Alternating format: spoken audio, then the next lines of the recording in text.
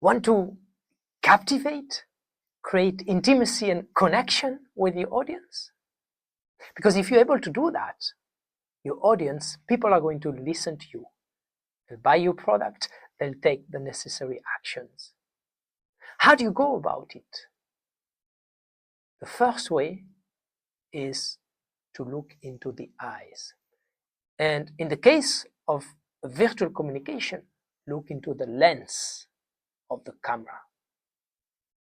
That creates intimacy. And that creates a higher intimacy than with an audience, because it looks like you're talking to each and every person individually.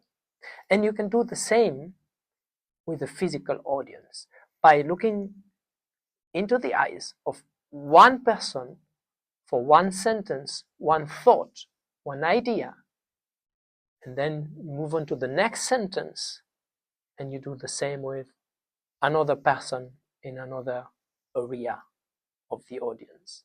And even though you can only look into the eyes of one person, the rest of the people will feel included.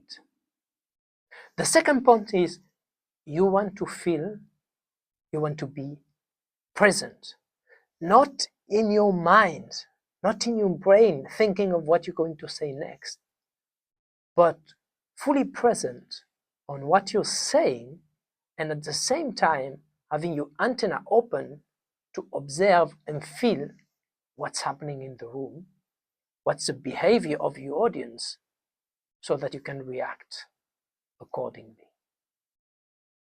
And the third point is you want to enter the conversation which is already happening in the mind of your audience on the topic you're talking about.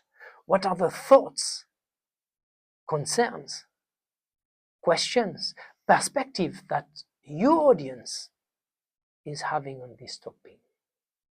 And by entering this conversation, your audience will have the thought that you know them better than they know themselves.